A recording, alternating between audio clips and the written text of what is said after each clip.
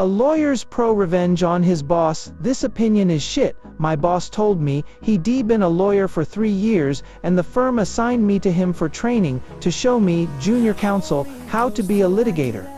I disliked my boss for a number of reasons. He knew no law, and he expressed himself badly in writing. For a litigator, that's like strike 1 and 2 right there, and strike 3 was this: he had no balls. He was actually scared of going to court. I noticed this when he took me to assignment court one day, and when it was his turn to speak, his hands were shaking. He was scared. In fucking assignment court, where all you do is set a trial date, what's wrong with what I wrote? I said, not what I asked for, he said, turning away. But when I checked the memo he'd emailed me 2 weeks earlier, I saw that the opinion I wrote was exactly what he asked for. I knew what was up. He was going to delete my dockets for writing the memo and then claim he did it himself, thus leaving quite a bit short of my docketing quota for the month. I knew that he would do this to me, because he'd done this before. I knew that my memo would wind up on a partner's desk without my name on it.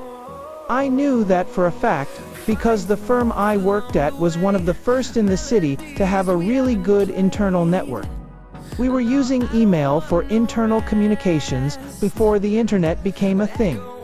So the firm was way ahead in terms of technology, but not in terms of security. And not long after I joined the firm, I learned how to surf away on the firm's hard drive and find interesting things, like evidence that my boss was plagiarizing my work.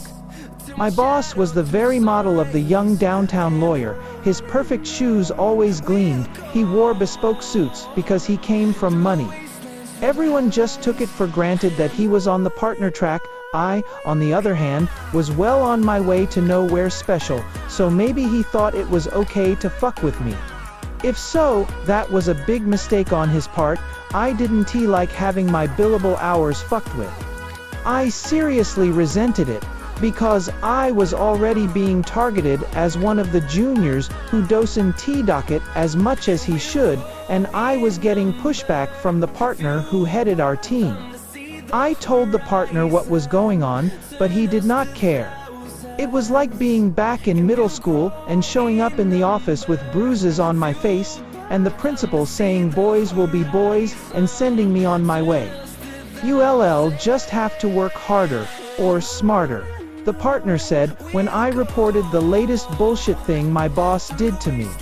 I couldn't work harder. I was doing the usual 6 days a week lawyers downtown are forced to do, but I could work smarter, and that night I thought up a plan.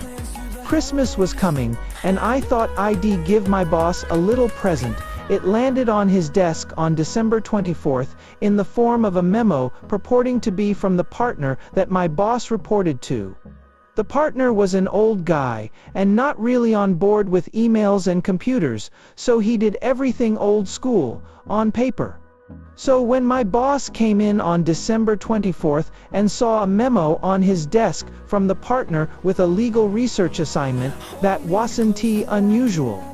The memo was drafted in the usual form that the partner used, because of course I had taken great pains to make sure that it looked authentic.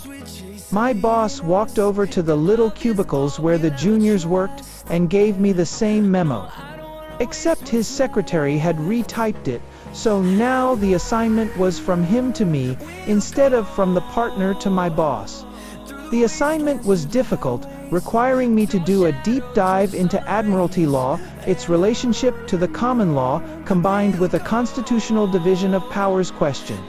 But this is a huge assignment, I whined, and I am going to be away. Can't you get someone else to do it?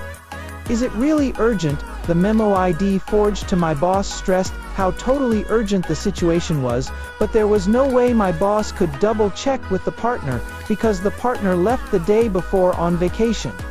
That's why ID waited until December 24th. No can do, my boss said. This is a big deal. Just let HR know, maybe they'll give you time and half or something. He turned his back and walked away, thinking he had ruined my holidays. But he was mistaken. You see, ID writ.